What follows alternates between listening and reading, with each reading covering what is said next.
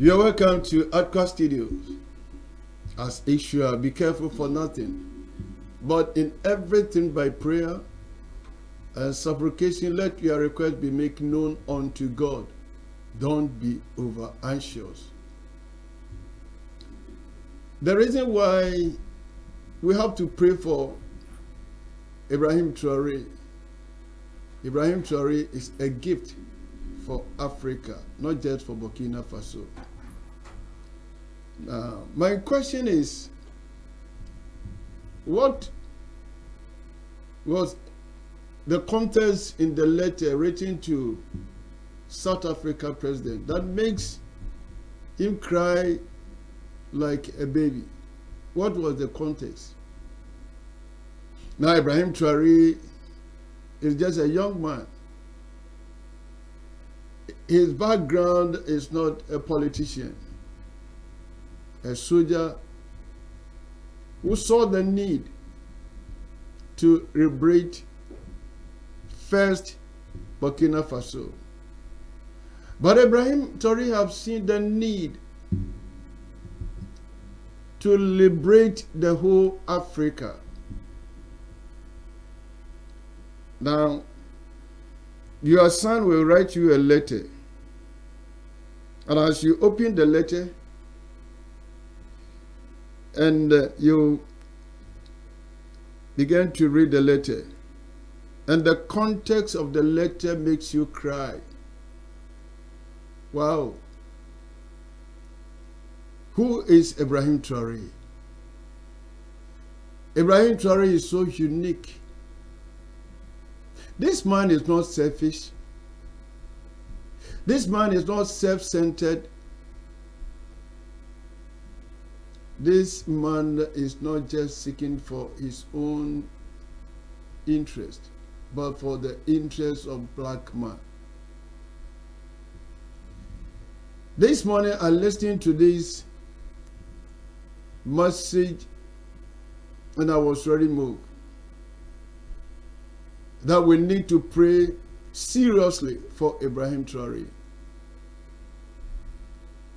Because Ibrahim Traoré is a gift for Africa. And he has come to transform not just Burkina Faso. Let's go and listen to this letter written from Ibrahim Traoré to South Africa president. Africa's letter that changed everything. What happens when a single letter makes a president cry on live television? What happens when that same letter sparks a revolution across an entire continent?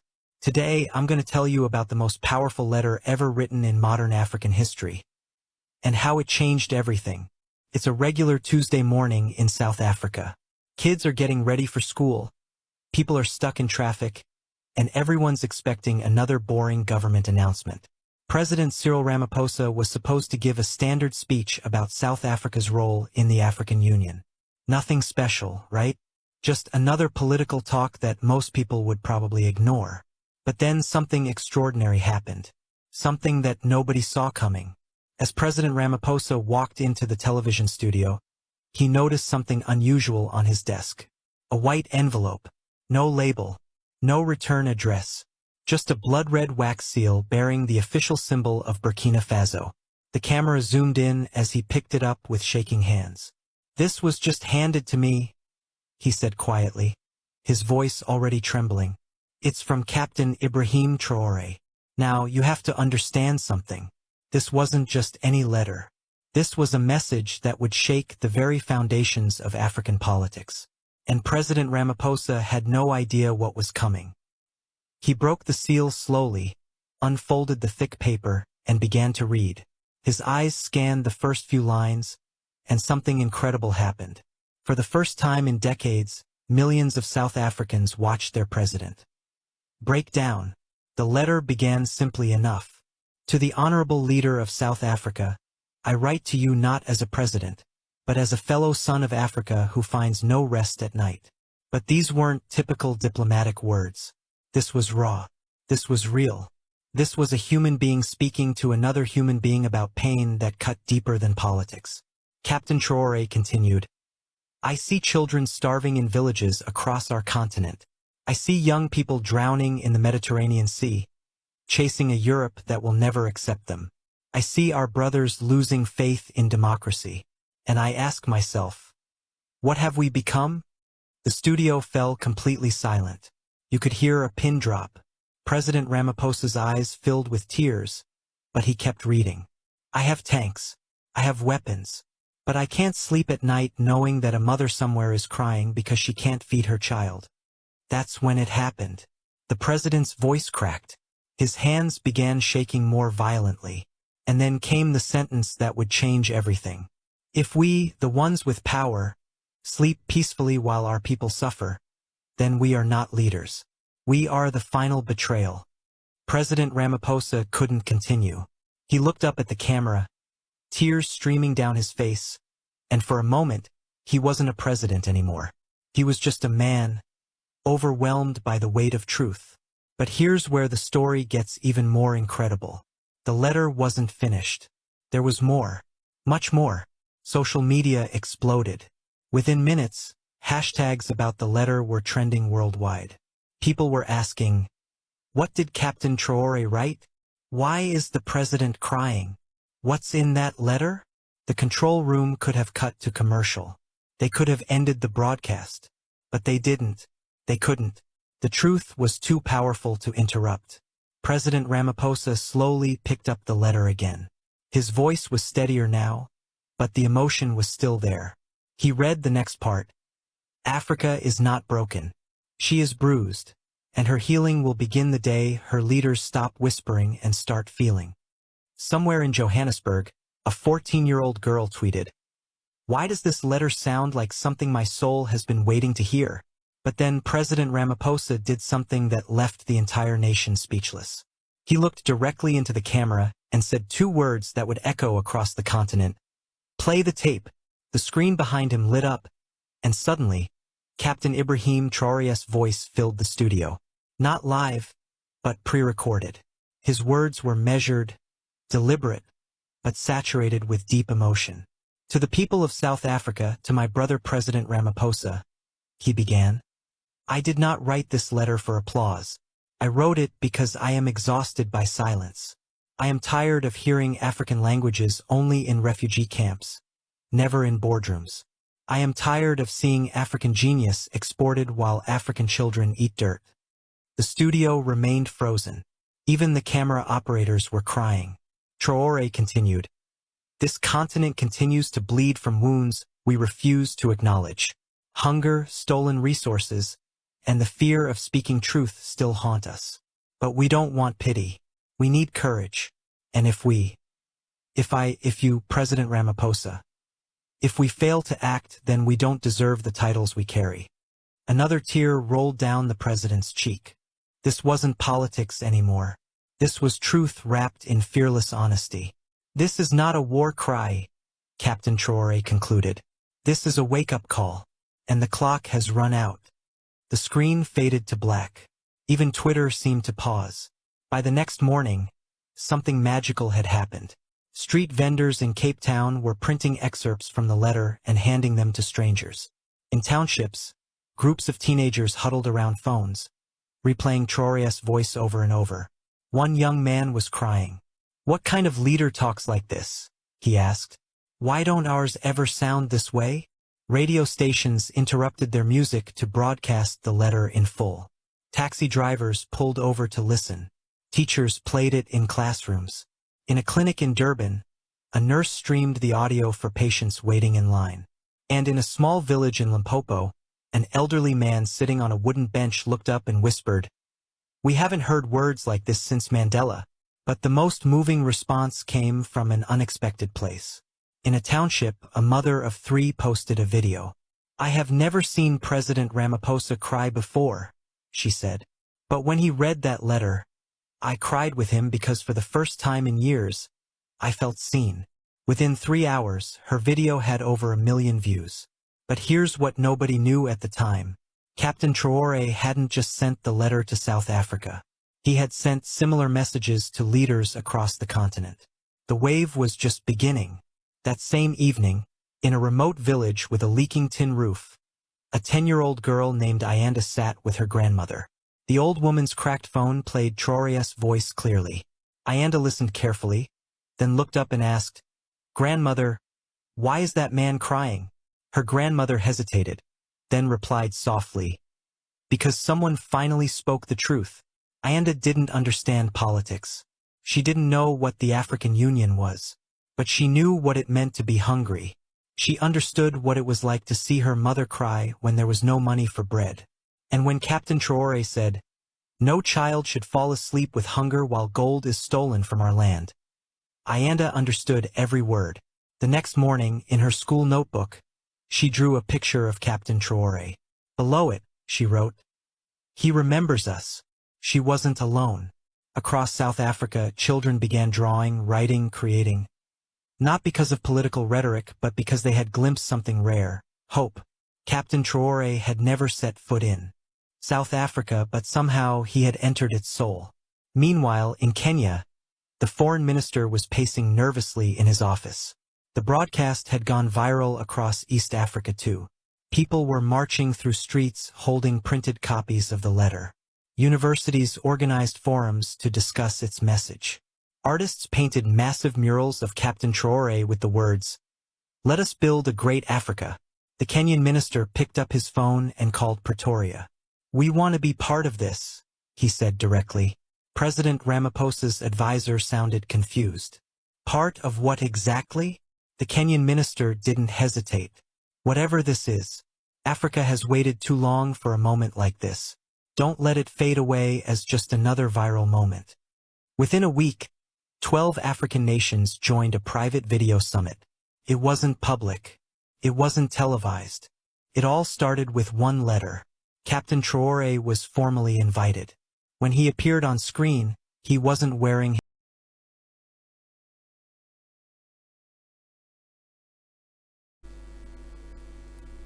a man of vision. This is a leader for Africa.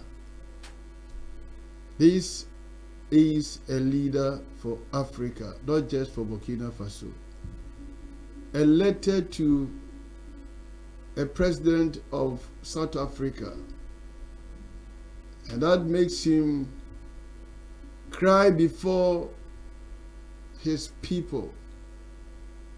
He was not beaten.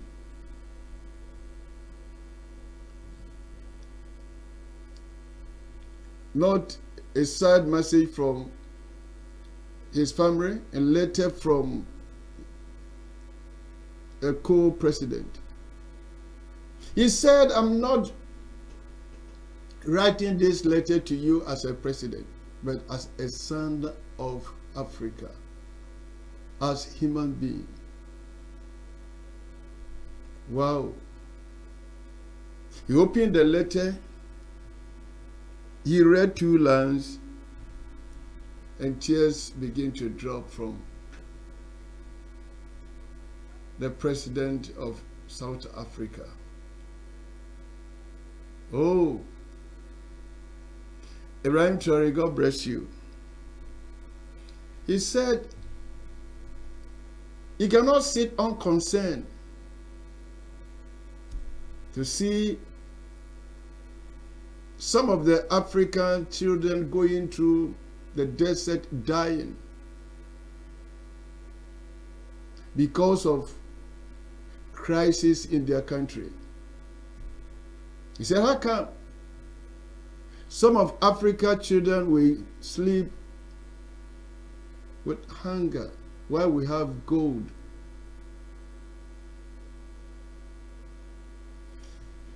And the letter just to the president was spread through the whole South Africa. The context of the letter means Africa really sick. And this sickness will take boldness, leaders who are selfless, leaders who will stand for their people, not just enrich themselves. Well, you heard it all. And I don't want to create another letter. What I want to say, this is the man Africa has been waiting for. This is the leader Africa has been crying for. Therefore, we should stand with Ibrahim Traoré. Ibrahim Traoré is spreading his wings all over Africa. The youngest president in Africa.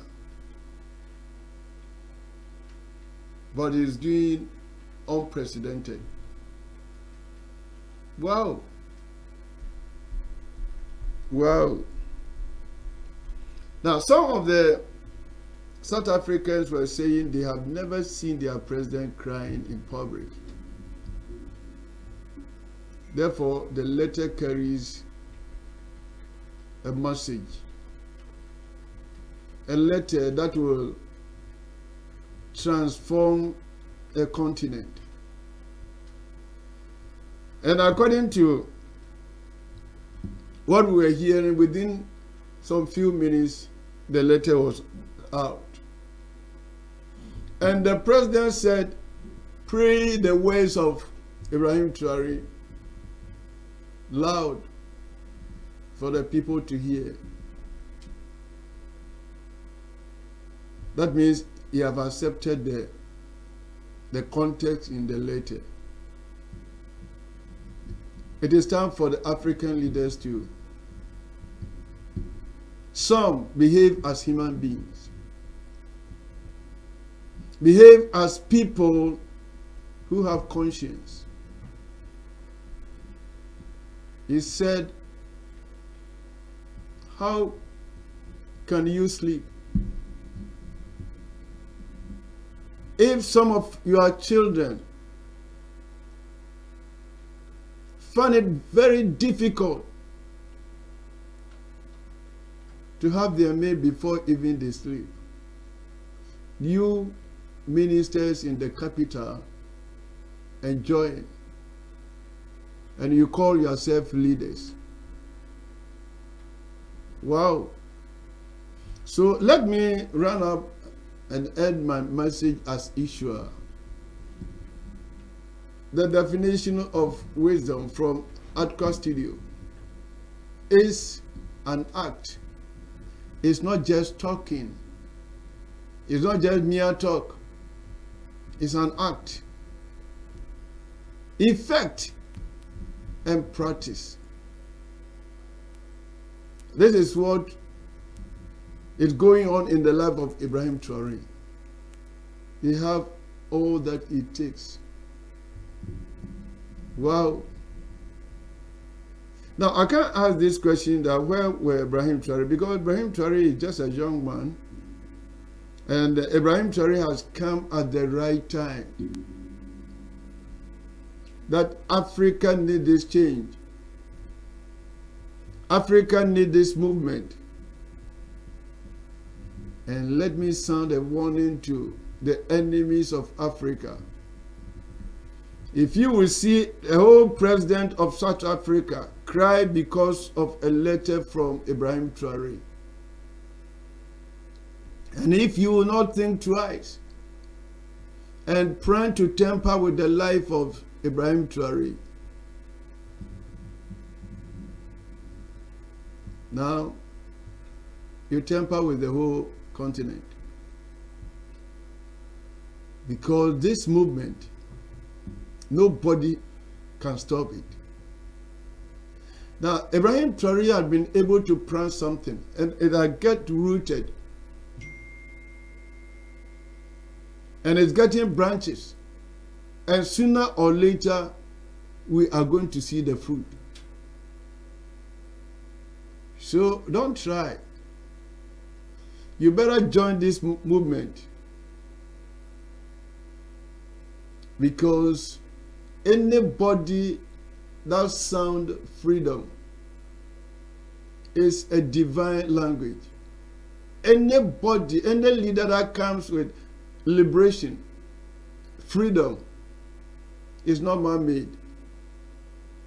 So this is divine intervention. The divine visitation for Africa. And if you believe you are in Africa, don't joke with this movement. You better join it. And we are going with the morning train. The evening train are those African leaders who are so brand physically, spiritually. They are not leaders. They are there for other, Western to use them to block or hinder the blessings of Africa. There are many waters to cross. The road is not straightforward. The road is crooked. There are mountains to climb. There are enemies there, but let me assure you, Africa will get there. Because every day we hear a new thing from this young man. Ibrahim Traoré have it. Ibrahim Traoré have all that it takes. Ibrahim Traoré is the man of the moment. Ibrahim Traoré is the man of the moment. Support him. Pray for him. We will get there. God bless you for spending your time with Adkwart Studios. Bye-bye.